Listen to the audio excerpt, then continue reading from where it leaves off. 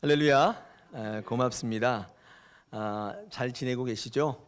또 코로나가 뭐 이렇게 확산이 된다고 합니다. 그런데도 불구하고 이렇게 예배당에 예배하러 나오신 여러분 발걸음 축복합니다. 하나님께서 복 주실 줄로 믿습니다. 오늘은 가정의 달 두 번째 말씀을 좀 같이 나누고자 하는데, 아브라함이 이기 전에 아브라함이 되라. 그렇죠? 아브라함 이전에 아브라함이 되라, 이런 제목입니다.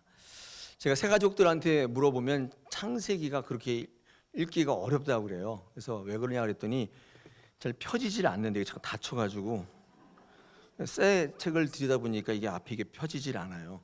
그래서 저도 설교하려고 보면 자꾸 닫혀가지고 이게 보기가 어려운데, 가장 보기 어렵다고 하는 책이지만, 그러나 또 한편으로는요 가장 많이 알고 있는 책입니다. 1년에 늘 성경을 한번 읽겠다고 결심하고서는 어디만 봐요? 창세기만 보기 때문에 창세기를 제일 또 많이 알고 계시는 부분 중에 하나이잖아요. 그런데 오늘 이 창세기를 읽어볼 때 여러 가지 일들이 일어나는 것을 우리는 알 수 있습니다. 이 창세기는요 사실은 믿음의 가정들의 이야기를 다루고 있는 것입니다. 또 믿음의 가정이라고 칭함을 받는 모든 가정을 살펴보면 모든 게 다 잘 된 건 아니에요. 믿음의 조상 아브라함의 가정을 보면 그가 아브라함이 하나님 앞에 믿음의 조상이라고 불렸던 것처럼 그의 가정도 가족도 과연 믿음으로 옳다 인정함을 받는가, 그건 또 아니란 사실입니다. 그래서 오늘 성경을 보면은 믿음의 가정을 다룬 이야기, 또 믿음으로 승리한 승리의 모습도 다루고 있지만, 우리의 삶 속에 그 믿음대로 살아가지 못하는 것 때문에 그 믿음의 가정의 어두운 부분도 함께 말씀하고 있습니다. 그 어두운 부분을 통해서 우리가 살아가는 우리의 가정의 모습, 또 가족의 모습을 확인하면서 하나님이 기뻐하시는 모습으로 살아가야 될 줄 믿습니다. 좋은 이야기도 있지만 어두운 부분도 함께 기록되어 있는 것입니다. 오늘 가정의 달을 맞이해서 오늘 주시는 말씀을 통해 우리 가정에게 하시는 말씀으로 알고 또 같이 말씀을 나누기를 원합니다. 창세기를 여러 갈래로 나눠볼 수 있습니다. 분류의 관점에 따라 나눠볼 수 있는데, 저는 크게 두 가지로 나눌 수 있는데, 이 화면에서 보시는 것과 같이 세상의 기원을 밝히는 부분이 있습니다. 이게 1장부터 11장은 세상의 기원을 밝힌다고 해서 그 창세기라고 부를 수 있겠죠. 근데 2장부터 50장 끝장까지는요 사실 이 가정의 기원을 밝히고 있습니다. 저는요 창가정기 이렇게 부릅니다. 두 가지로 나눠볼 수 있습니다. 창세기를 가만히 읽어보시면 세상의 기원을 밝히는 것보다도 이 가정의 기원을 정의하는데 더 많은 지면을 할애하고 있는 것입니다.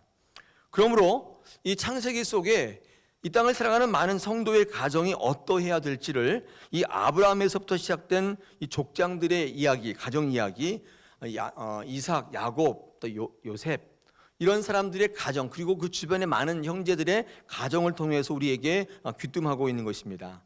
이 족장들의 위대하고도 자랑스러운 그런 이야기도 많이 적혀 있지만, 제가 지금 말씀드린 것처럼 부끄럽고도 창피한 이 치부한 이야기들도 함께 등장하고 있습니다. 그 이유는 이 땅을 살아가는 많은 믿음의 가정들이 어떻게 살아가야 될지, 그리고 이 믿음의 가장이나 부모님이 어떤 존재이고 자녀들이 어떤 존재인지를 이 말씀을 통해 아마 전하고자 하는 메시지인 것 같습니다. 이 땅을 살아가는 저와 여러분에게 실질적인 도움이 되는 그런 성경 말씀이라고 생각이 됩니다. 오늘 주신 본문 창세기 35장에는요 이 야곱의 가정에 일어난 두 가지 비극적인 사건을 기록하고 있습니다. 그 첫째가 야곱이 가장 사랑했던 아내 라헬의 죽음입니다. 두 번째가 야곱의 장남이죠. 제일 첫째 아들이었는데 루벤이죠. 루벤이 야곱의 다른 아내였던 첩이었죠. 빌하라는 첩과 통간한 사건입니다. 그러니까 아버지의 아내와 아들이 통간한 거예요. 그 사건을 기록하고 있습니다. 근데 이 성경을 가만히 보면 이 두 사건이 나란히 배치가 되어 있습니다. 이게 성경의 위치라고 하는데 이게 좀 절묘해요. 아마 창세기를 적은 기자가 어떤 이야기를 하려고 이 두 가지 사건을 이렇게 같이 배치한 것 같습니다. 이 성경적 배치가 우연인가? 그렇지 않고 의도가 있다는 것입니다. 여러분, 야곱의 아내는요 4명입니다. 놀라셨죠? 4명입니다. 첫째가 레아, 둘째가 라헬, 그 다음에 셋째가 실바, 그 다음에 넷째가 빌하입니다. 근데 레아하고 라헬은 자매지간이죠. 야곱이 원했던 아내는 원래 라헬이었는데 어쩌다가 잘못해가지고 어쩌다가 한 거예요, 그죠? 레아는 잘못해서 얻은 아내예요. 진짜 사랑했던 아내는 라헬입니다. 그리고 밑에 두 명은 이 실바라고 하는 이 여인은 레아의 몸종이었습니다. 몸종이었는데 어떻게 하다 보니까 야곱의 첩이 됐고, 그 다음에 이 빌하라라고 하는 이 여인도 이 라헬의 첩이었습니다. 몸종이었습니다. 그래서 야곱의 첩이 된 그런 케이스입니다. 야곱의 아내는 4명입니다. 좀 힘들었을 것 같죠. 4명 모시고 살려면 얼마나 힘들었을까요? 이게 뭐 1명 모시고 사는 것도 힘든데 4명을 모시고 살려니. 근데 그럴 수밖에 없는 게 당시에는요, 이 아들이 많아야 경제적으로 부자인 겁니다. 왜냐하면 남자는 노동력이고 생산력이기 때문에 아들이 많아야 되니까 한 명이 낳을 수 있는 아이가 제한적이잖아요. 그러니까 아내를 많이 두었던 것 같습니다. 그리고 이 아들을 많이 낳는 여인이 우대받는 거예요. 그래서 사랑받고 존귀 여김을 받던 그런 시대였습니다. 지금 같으면 말도 안 되지만 그때는 그랬던 것이죠. 마찬가지로 야곱의 가정에서도요, 누가 더 많이 낳나, 이거 아들 낳기 경쟁이 벌어졌습니다. 그래서 제일 많이 낳은 여인은 첫째 부인 레아였습니다.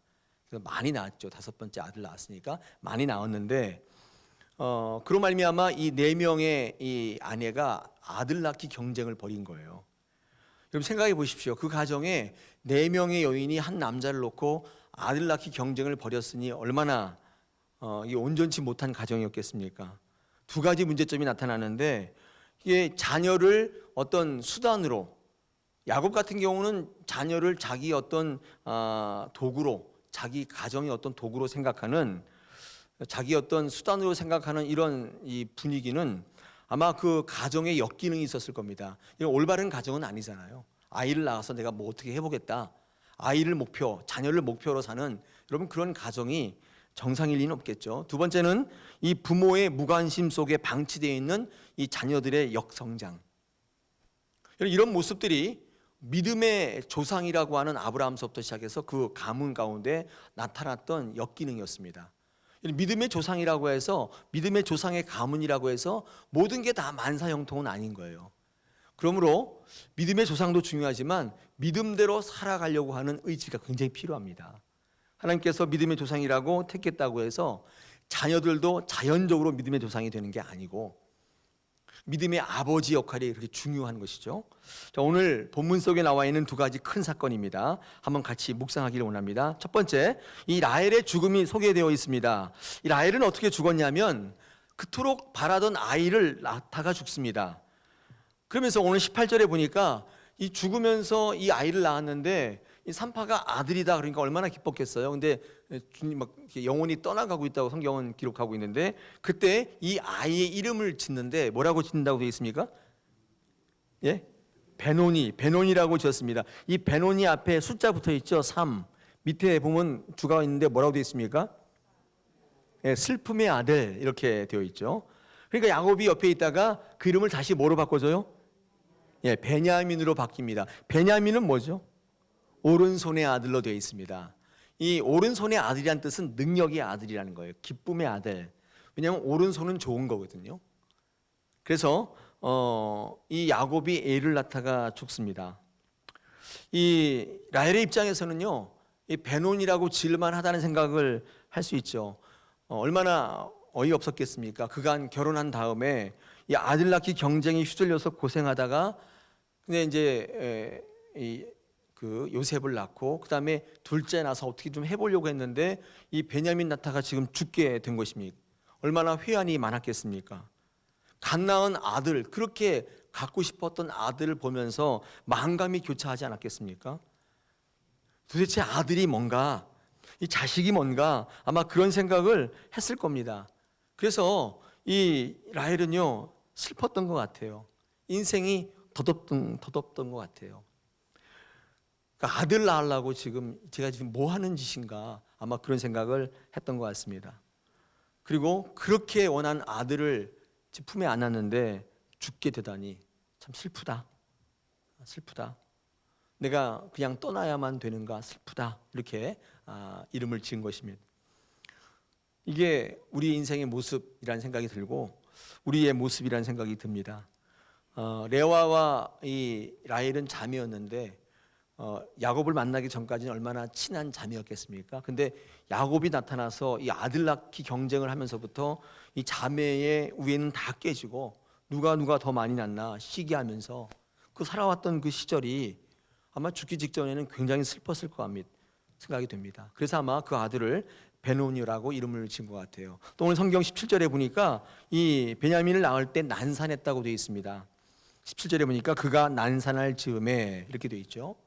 아마도 이 라헬은 아들을 더 낳고 싶은 생각에 무리하게 임신했고 아마 무리하게 출산을 하게 되었던 모양입니다.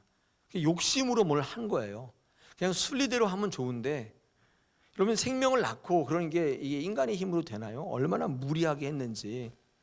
항상 그렇지만 욕심이 항상 화를 부르게 되어 있지 않습니까? 야고보 1장 15절에서 욕심이 잉태한 즉 죄를 낳고 죄가 장성한 즉 사망 낳는다. 그 말이 딱 이 말이잖아요. 욕심으로 하다가.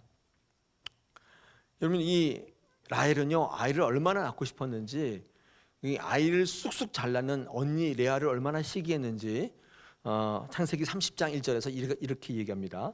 라헬이 자기가 야곱에게서 아들 낳지 못함을 보고 그의 언니를 시기하여 야곱에게 이르되 내게 자식을 낳게 하라 그렇지 아니하면 내가 죽겠노라. 야곱에게 나 자식 안 낳게 하면 나 죽겠다. 많이 한 모양이에요. 진짜 죽게 됐어요. 에나타가. 뭐 이거는 다른 얘기지만 말 이렇게 함부로 하면 안 될 것 같아요. 그냥 말하더라도 살겠다 하세요. 네, 살겠다고. 아우 괴로워 살겠네 이렇게. 괴로워 죽겠네 이렇게 하지 말고 진짜 괴로워 죽을 수 있잖아요. 아우 힘들어 살겠다 이렇게 하셔야지. 힘들어 죽겠다 그러면 어떻게 해요? 오늘 이 라헬 보니까 정말 내가 죽겠다 그러면 진짜 죽어요. 이게 말이 얼마나 중요한 것인가를 다시 한번 깨닫는 대목이죠. 그렇습니다. 우리가 간절히 바란 일일수록 덧없을 수가 있어요. 너무 바랬는데 그게 하나님 안에 있지 않고 내 욕심으로 하는 거라면 덧없을 수 있어요. 하나님 안에 있지 않는 그 어떤 것들이 우리를 만족할 수 있습니까? 하나님 안에 없는 것은 우리가 종말 가운데 저렇게 고백하는 거예요. 난 베노니 슬프다. 내가 왜 그렇게 살았던 거, 내가 왜 이렇게 살았는지 모르겠다. 이렇게 고백하며 마지막을 맞게 되는 것입니다. 이 라헬이 고백했던 이 베노니는 사실 저와 여러분의 고백일 수밖에 없는 것입니다. 하나님이 최고의 가치인 거예요. 사랑하는 여러분, 하나님을 가치로 삼으시고 살아가시길 축원합니다. 중요한 것은요, 여러분 라헬이 이렇게 욕심으로 살다 보니까 이 죽음을 통해서 야곱이 이상하게 변했어요.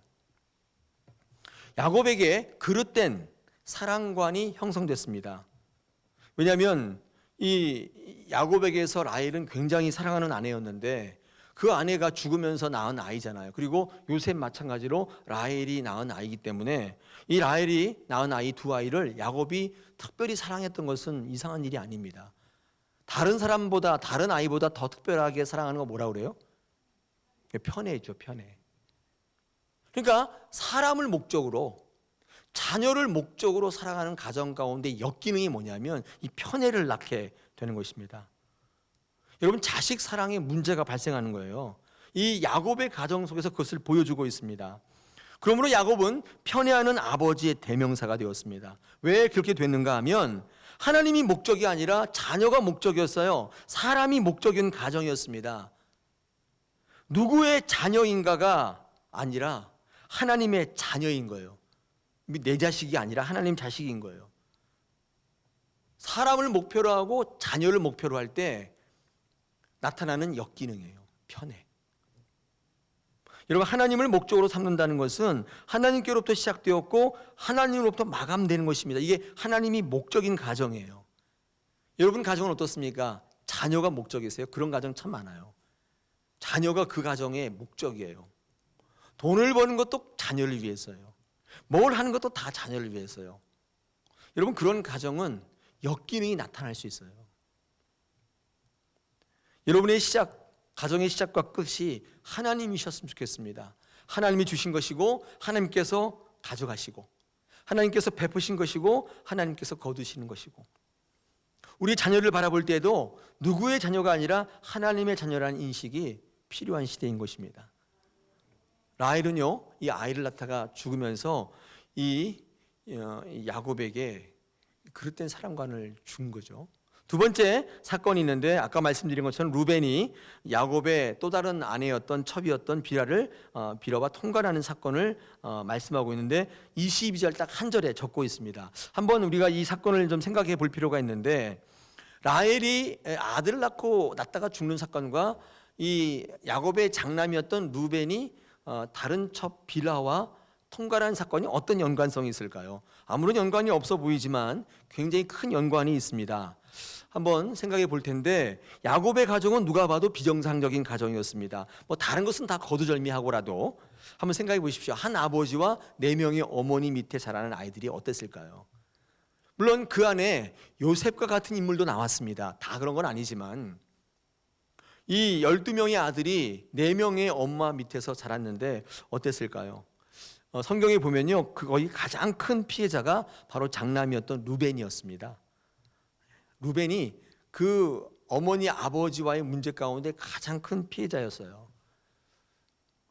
여러분, 부모의 문제는 이게 심각한 게 뭐냐면 자녀에게 영향을 미칩니다. 자녀에게까지 이렇게 영향을 미쳐요. 거기 심각성이 있어요. 부모의 문제는 너와 나의 문제다 이렇게 생각하시는 경향이 요즘엔 굉장히 뚜렷한데, 그래서 너는 너대로 살아, 난 나대로 살게, 내 인생 따로 있어, 뭐 이렇게 말씀하시는데 진짜 그런가요? 부모님과의 문제는 부모님으로만 끝나는 게 아니라 그 자녀에게 영향을 미치는 심각성이 있습니다. 부모의 상처는 반드시 자녀들이 물려받게 돼 있어요. 어쩔 수 없어요. 우리 성경에 가인과 아벨 사건이 있지 않습니까? 인류 최초의 살인, 인류 최초의 존속살인이에요. 형이 동생을 죽였기 때문에. 여러분, 이 사건이 어디서부터 생겨났나 한번 생각해 보신 적 있어요? 부모로부터 영향이 있다고 저는 생각이 됩니다. 이 가인과 아벨의 엄마 아빠는 아담과 하와 아니에요. 인류의 최초의 인간인데, 하와가 하나님 먹지 말라는 선악과를 따먹었단 말이에요. 그로 인해서 아담이 하나님께 불려가가지고 혼쭐이 났죠. 그리고 버림받았습니다. 관계가 끊어졌어요. 그리고 에덴 동산에 쫓겨나서 집두절도 없이 떠돌아다니겠는데 매일마다 싸우는 거예요. 아담과 하와가 매일 싸워. 너 탓이다, 내 탓이다, 네가 그랬지 않냐, 내가 언제 그랬냐, 집어 던지고 깨고. 그때 어린 가인과 아벨이 앉아서 계속 그것을 보고 있지 않겠습니까? 이 엄마 아빠의 분노가 가인에게 계승된 거죠. 상처는, 여러분, 원죄는 유전된다기보다는 이 상처가 자녀들에게 물려주는 거예요, 사실은. 그때 분노를 배우게 돼요, 이 가인이. 자기의 제사가 함께 연락되지 않는 것으로 인하여 분노합니다. 분노해서 동생 아벨을 쳐 죽이게 되지 않습니까? 인류 최초의 살인. 이런 부모의 문제가 이렇게 심각하죠. 이 엄마와 아빠 사이의 문제가 가장 피해를 받았던 사람이 루벤인데, 이 루벤은요, 그 사이에서 그릇된 빗나간 성관념을 갖게 됩니다. 어떤 걸 보냐면, 우리 창세기 30장 14절 16절에 보니까 이 어린 루벤이 엄마 레아에게, 자기 엄마 레아에게 합환체라고 하는데, 이게 이제 한글로 번역이 되어 있는데, 이게 실제로 중동 지역에 가면 이런 이제 풀이 있어요. 풀이 있는데 이거를 이제 어머니 레아에게 선물하는데, 가져다 주는데, 이미 여기서부터 비극의 서막이 예고되어 있는 거예요. 여러분, 합한체가 뭐냐면, 제가 기록을 찾아봤더니 이런 겁니다. 여러분 또 살려고 뭐 돌아다닐까 해서 제가 말을 안 하려고 했었는데, 이게 뭐냐면 그 고대의 중동 지역의 남성들의 이 스태미너를 이제 증진시켜주고 불임 여성들의 수태력을 증가시키는 어떤 신비한 효능이 있는 그런 풀, 약초. 지금도 중동 사람들에게는 사랑의 묘약으로 알려져 있는 일종의 체험제 같은 그런 거래요. 아마 그 당시에도 그게 있었고 그 효능이 알려져 있었는데, 생각해 보십시오. 그 어린 루벤이 그 합한 채를 가져다가 어머니 레아에게 들고 와서 선물해 주는 거예요. 왜 그랬을까요? 이유 한 가지죠. 엄마가 안쓰러웠던 거예요. 이 장난감 가지고 놀면서 꿈을 꿔야 될 나이에 루벤의 관심은 온통 애 낳는 거예요. 그 어린아이가, 여러분 루벤은 처음 얻은 아들 아닙니까? 야곱도 레아에게도 얼마나 귀여운 아들이고 사랑스럽겠습니까? 모든 축복과 귀여움을 독차지하며 엄마 아빠의 사랑을 듬뿍 받아 자라야 할 그 위치였는데도 불구하고 이 두 여인의 이 아이 낳기 경쟁 속에 이 루벤은 사실 병들었던 거예요. 뭐 생각해 보시죠. 중동 지역에 그 유목민이라는 집은 그냥 텐트 아닙니까? 텐트에 뭐 엄마 방, 애들 방 따로 나눠져 있어요. 천 하나 찍게 해놓은 거죠. 여러분 거기서 레아와 라헬 뭐 이런 들이 같이 살면서 애 낳기 경쟁을 했는데, 여러분 그 어린 루벤이 그걸 보면서 그릇된 성관념을 가질 수밖에 없었어요. 일찍 성에 눈을 뜨게 된 것입니다. 그래서 루벤에게는 이 남녀 간의 성이 사랑이요 축복이어야 되는데 이게 분노요 증오, 자식을 낳기 위한, 아들을 낳기 위한 일종의 수단으로 여겨지면서부터 루벤은 사실 그 비극이 예고되어 있었어요. 이런 루벤에게 관심이 없는 엄마 아빠는 루벤이 어떻게 성장하는지 눈치채지 못했어요. 그 누가 알았겠어요. 그저 아버지와 잠자리를 하지 못하는 엄마 레아의 흐느낌을 밤마다 들으면서 이 장남 루벤이 어떤 생각을 하면서 그 밤을 보냈겠어요. 이 엄마의 불행이 저 작은 엄마 라헬 때문이라고 이 분노가 생기지 않았겠어요? 엄마 레아가 맨날 울며 지낼 때 그 밤이 길어질수록, 그리고 잦아질수록 루벤에게는 라헬에 대한 적개심과 분노가 커진 거예요. 그래서 여성에 대한 그릇된 생각, 성에 대한 그릇된 생각이 그에게 자라나기 시작한 거예요. 누가 만들어준 거예요, 이거? 누가 만들어준 거예요? 루벤이 만든 거예요? 그 엄마 아빠가 만든 거예요. 그 부모님이 만들어준 거라고요. 덩달아 아버지도 너무 미운 거예요. 우리 엄마 레아, 우리 엄마를 사랑하지 않고 작은 엄마 라헬을 사랑하는 아버지 야곱이 너무 미웠어요. 막말로 죽일 수도 없고 살릴 수도 없는, 이 루벤이 장성할수록 아버지에 대한 적개심이 커졌을 겁니다. 여러분 이것은 나중에 묻지마 범죄로 발생해요. 풀 데가 없으니까 그냥 지나가는 아무한테나 푸는 거예요. 누가 만들었어요? 여러분 루벤이 통관했던 이 비라는 라헬의 몸종이었다는 점을 여러분 잊어서는 안 됩니다. 여러분 비라가 탐이 나서 통관한 게 아니에요. 라헬에 대한 분노와 적개심이 라헬한테 할 수가 없잖아요. 아버지가 가장 사랑하는 여인인데. 그래서 라헬의 몸종이었던 이 비라에게 폭발했던 것일 겁니다. 여러분 왜 창세기 기자는 이 두 사건을 나란히 배치하고 있냐면 이 두 사건의 연관성이 있다는 것입니다. 이런 루벤과 비라의 통관 사건과 라헬의 죽음은요 연관이 있습니다. 루벤이 비라를 통관한 사건은 단순히 성적 간음의 사건이 아니에요. 레아가 아들 낳기 경쟁을 통하여 만들어낸 결과이고, 그 결과로 라헬은 죽게 돼요. 가정의 문제이고 자녀 교육에 대한 성경적 교훈이며 부부간의 건강한 관계에 대한 커다란 메시지예요. 오늘날 우리 가정에서 들어야 될 빗나간 가정교육, 자녀 사랑, 여기에 경고를 하고 있다는 사실에 중요한 의미가 있습니다.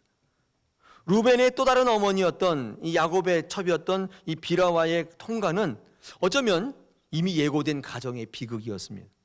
생각해 보십시오. 루벤에게 누가 돌을 던질 수 있어요? 루벤은 피해자라니까요. 어렸을 때부터 꿈과 비전을 가지고 사랑 듬뿍 받고 자라야 되는데 엄마 아빠의 그 그릇된 경쟁, 루벤이 그렇게 된 거예요. 요즘에 대한민국을 떠들썩하게 하는 사건 있잖아요. N번방, 그 다음에 박사방. 저는 맨 처음에 박사방 가는 방인 줄 알고 뭐 저런 게 있구나, 또 학력 차별을 하는구나 그런 줄. 이 박사방이 또 그런 게 아니더라고요. 보니까 이게 미성년자 성착취물 뭐 동영상 뭐 이런 거잖아요. N번방, 박사방. 여러분 어떻게 생각하세요? 충격적인 거는 피해자들도 미성년자지만 피의자도 다 미성년 많아요. 그러니까 애들이에요. 그러니까 애들끼리 한 짓이에요. 물론 거기에 뭐 아닌 사람도 있지만, 애들끼리 한 거예요. 여러분, 그 애들이 왜 그렇게 됐어요? 왜 그렇게 됐어요? 얘기해 보세요. 저는 루벤과 똑같다고 보는 거예요. 근데 왜 그렇게 됐는지는 매스컴에서 얘기하지 않아요. 예. 그게 중요한데 어른들은 얘기하지 않아요. 그들의 부모는 신상 공개를 하려면 그 부모를 공개해야죠. 그 애들이 무슨 죄가 있어요? 어른을 처벌해야죠. 무기징역을 때리려면 어른한테 해야죠. 미성년자 14살짜리가 뭘 한다고 그 짓을 했겠어요.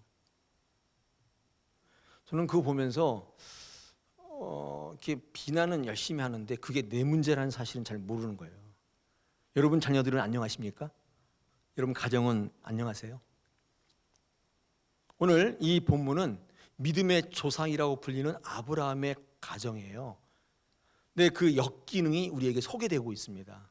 이것은 오늘날 이 땅을 살아가는 많은 믿음의 가정들에게 주시는 하나님의 말씀인 것입니다.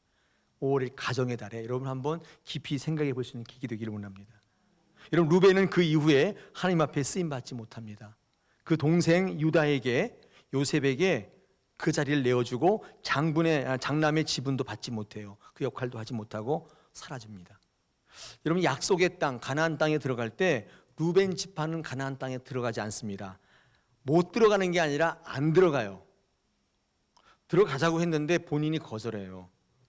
왜 그랬겠어요? 싫은 거예요. 아버지가 믿는, 할아버지가 믿는, 아브라함이 믿는 하나님, 그런 거 싫다는 거예요. 난 버림받았고 나는 장남도 아니고 내가 그 땅에 왜 들어가냐는 거예요. 루벤 지파는 요단강을 건너기 직전에 건너기를 포기하고 요단 동편에 남기로 한 세 지파 중에 하나예요. 제가 성경 말씀을 준비해 왔습니다. 민수기 32장인데요. 나중에 시간 있으면 한번 이걸 다 읽어보십시오. 여기 신기한 내용들이 적혀 있는데 제가 세 절만 읽어보겠습니다. 민수기 32장 1절. 루벤 자손과 갓 자손은 힘이 많은 가축대를 가졌더라. 그들이 아셀 땅과 길르앗 땅을 본즉 그것은 목축할 만한 장소인지라. 곧 여호와께서 이스라엘 회중 앞에서 쳐서 멸하신 땅은 목축할 만한 땅이요 당신의 종들에게는 가축이 있나이다. 또 이르되 우리가 만일 당신에게 은혜를 입었으면 이 땅을 당신의 종들에게 당신의 소유로 주시고 우리에게 요단강을 건너지 않게 하소서 요청하는 거예요. 루벤이 나 요단강 안 건너가겠다. 이유가 뭐냐 했더니 여기 이렇게 좋은 땅이 있는데 우리가 목축이 많은데 내가 거기 왜 건너갑니까? 이렇게 얘기하는 거예요. 그렇죠? 목축이 많다는 뜻입니다. 여러분, 이 민수기 32장을까지 읽어보면 여기에 모세와의 대화가 나와요. 뭐라고 하냐면 모세가 안 된다고 건너가야 한다고 얘기해요. 근데 왜 건너가야 되냐면 건너가서 가나안 땅을 정복하게 싸움을 하는 전쟁을 하는데 너 여기서 바라만 보고 있을 거냐? 그러면 하나님께서 너희 지파를 멸망시키실 것이다. 이렇게 하니까 이 루벤 지파에서 가만히 생각하면 그건 안 되잖아요. 그러면 이렇게 합시다 하고 제안을 하는데 16절에 19절 보면 32장 16, 19절 보면 루벤이 이렇게 얘기합니다. 아내와 아이들을 여기다 놔두고 가겠습니다. 성을 쌓고 안전하게 하고 난 다음에 내가 건너가서 싸우겠습니다. 다 싸워서 이길 때까지 내가 싸우겠습니다. 그런데 내가 가나안 땅은 분배받지 않겠습니다. 그렇게 얘기해요. 그러니까 아이들하고 아내는 데려가기를 거절해요. 거기 위험하니까, 전쟁하니까 위험합니다. 그리고 아이들에게는 이 목초가 많은 이 땅을 주겠습니다. 내 목축들을 주겠습니다. 그런 내용이에요. 다시 말해서 하나님의 약속, 하나님의 믿음을 물려주길 거부하고 돈 물려주기를 원하는 거예요. 우리 가정은요, 하나님 믿음 같은 거 필요 없어요. 그는 남한테 주세요. 저는요, 이 많은 양떼, 이 소떼하고 이 좋은 목초지를 우리 아이에게 주겠습니다. 그런 내용이에요. 이게 누구한테 배웠냐면 야곱한테 배운 거예요. 야곱은 자녀를 수단 삼아 도구 삼아 아들 낳기 경쟁, 부의 경쟁을 했던 사람이에요. 여러분, 루벤의 생각이 뭐냐면 자녀들에게 그저 안전하게 좋은 환경에서 편히 살게 해주겠다는 생각을 했던 거예요. 이게 그의 가정의 목표였던 거예요. 아버지가 해줄 수 있는 최고의 상이라고 믿었던 거예요.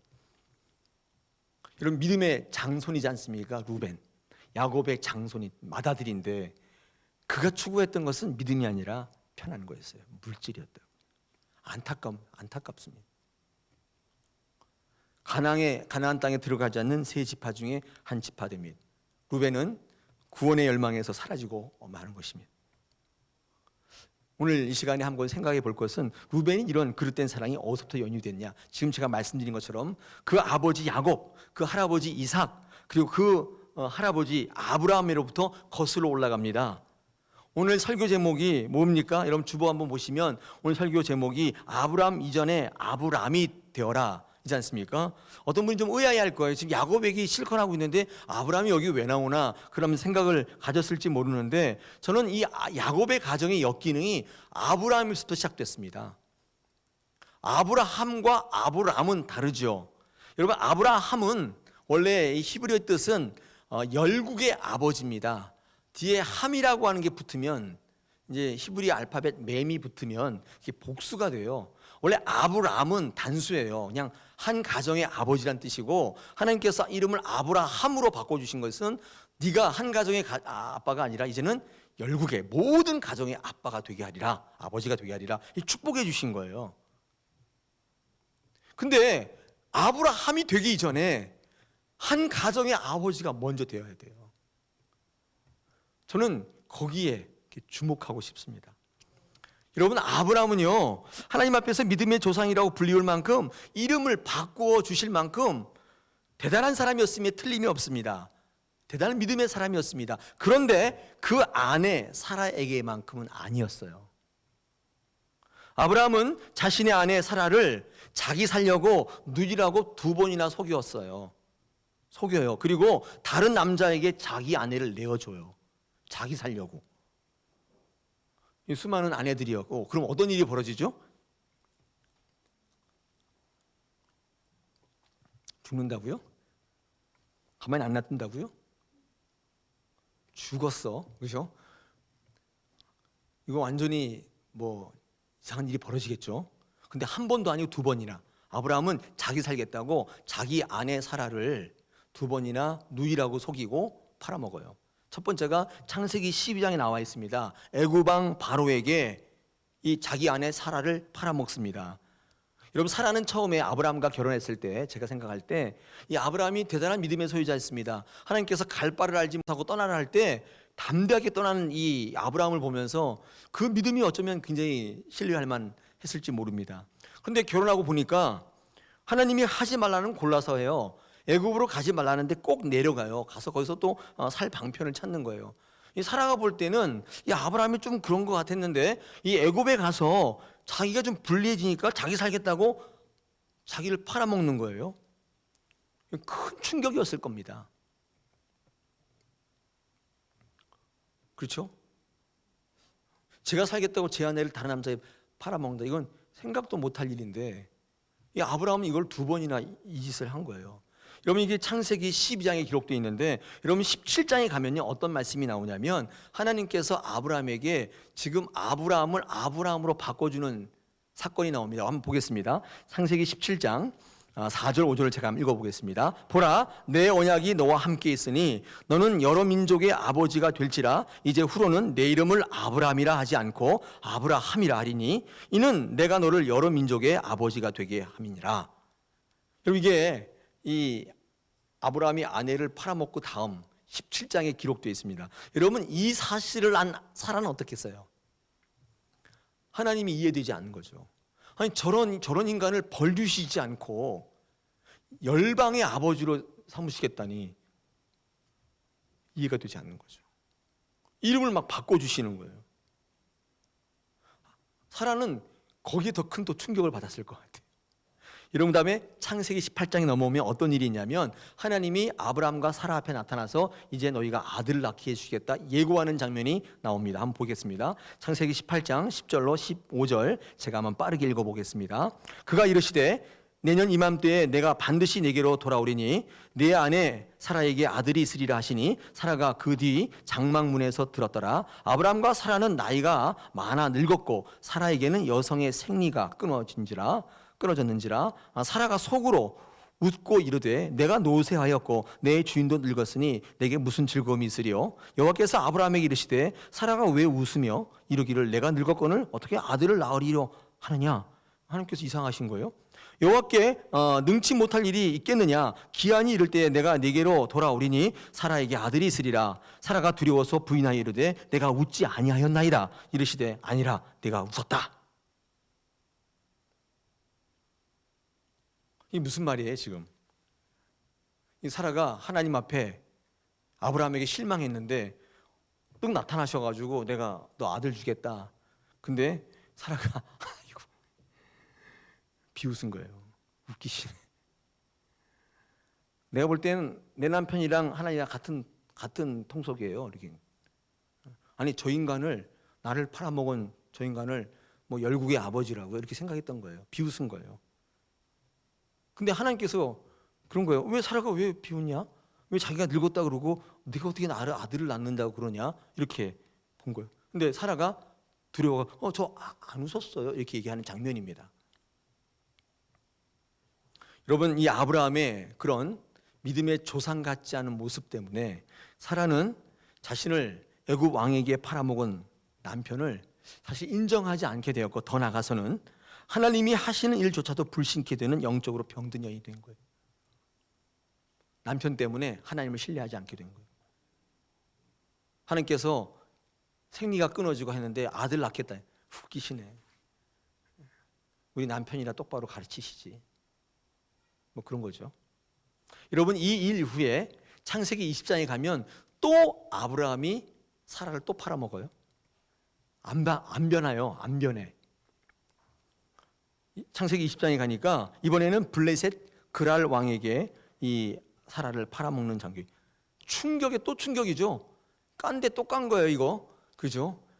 가장 잔인한 사람이 깐데 또 까는 거잖아요. 이게 일본 사람이지. 깐데 또 까. 예? 까니마 또 까. 맞아요. 이거 확인 사살한 거예요. 아니 그렇게 되면은 그때 당시 그런 상황에서 아내를 보호해주고 자기가 죽을지언정 이렇게 해야 되는데 또 팔아먹어요. 또 팔아먹어. 여러분 이런 일이 있은 다음에 창세기 21장 가면 급기야 사라가 어떻게 바뀌는 줄 아세요? 한번 보시면 이 하나님의 약속이 있음에도 불구하고 이 아브라함에게 하가를 들여 보내자고 결정해요. 이거 아브라함이 한 게 아니에요. 사라가 결정한 거예요. 이건 뭐냐면 하나님의 약속 같은 건 안 믿겠다는 거예요. 웃기지 말라는 거예요. 내가 내 대안을 내겠다는 거예요. 당신 그렇게 아들 갖고 싶어? 그러면 하가를 데려와. 이거 사라가 제안한 것입니다. 그리고 하가를 학대합니다. 죽이려고 합니다. 이 사라의 전혀 예측할 수 없는 모습들이 드러나고 있습니다. 사라는 남편과 하나님께 희망이 없어요. 실망했어요. 그래서 그는요 이후에 자기 아들 이삭에게 집착합니다. 이삭이 40대까지 장가를 못 가요. 그 이유가 뭐냐? 이 사라는 하나님과 아브라함 대신에 그 아들에게 집착하는 거예요. 요즘에 그런 가정이 얼마나 많아요. 자녀에게 집착하는 가정이 굉장히 많습니다. 자녀가 모든 거예요. 그거 아니면 다 끝나는 거예요. 그렇죠. 요즘에 여러분 그런 드라마 아십니까? 한 번 다녀왔습니까? 네, 뭐죠? 한 번 다녀왔습니다. 그죠? 토요일 날, 주일 날 8시에 하는 드라마인데 제가 사역 끝나고 집에 밥 먹을 때 딱 그거 해요. 보는데 거기에 그 아들 둘이 있는 어떤 아줌마 나오는데 그 아들이 그 아들에게 집착하는 아줌마 있습니다. 아들이 너무 힘들어요. 집에 가기도 싫어하고 엄마를 보면 다 막 소스라쳐요. 막. 근데 그런 드라마가 있어요. 여러분 그게 그 가정일 뿐만 아니라 그렇죠. 요즘에 그런 가정 많아요. 저희도 그렇게 될까 봐 굉장히 조심하는 편인데 하나님의 말씀 아니면 자녀에게 집착하는 것은 이게 신기한 일이 아닙니다. 하나님의 말씀이 주가 되고 하나님이 주인 되시는 가정이 아니면 사람에게 목적할 수밖에 없어요.